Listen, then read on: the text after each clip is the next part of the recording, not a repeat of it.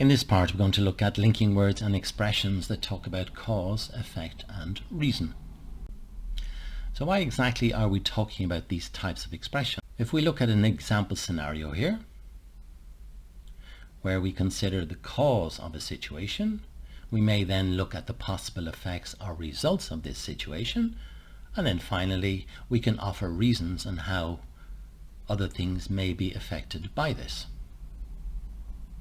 So how exactly does this help your writing? Firstly, these are words that are used to justify and support any opinions that you've given in a writing exercise.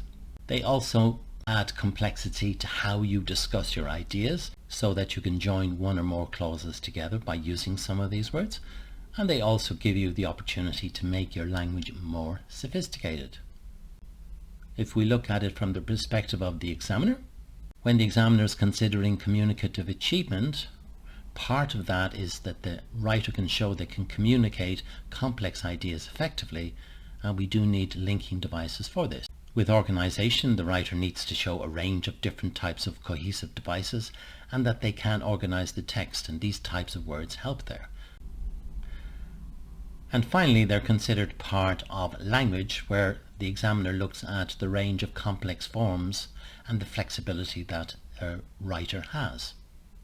So let's look at an example situation. We have some basic information and we offer an explanation. Then we can continue with further information by explaining the effect of this previous information, and finally offer a reason for a particular request.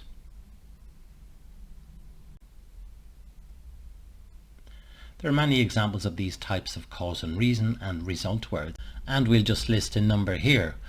For cause, we can use expressions like because, because of, given that, and considering. And then for result, we can talk about so, consequently, or otherwise. We can also use a number of nouns and verbs to talk about cause. Many of these expressions are a little bit more formal, but they are alternative ways to discuss cause. We can use the noun form, talk about a cause of something. We can also use the verb to result in something.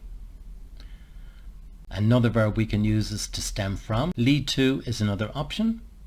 And then finally we have this verb to precipitate. These are all alternative ways of talking about cause, and it's always worth considering whether you want to use these type of expressions instead of the more typical linking expressions that we've just looked at.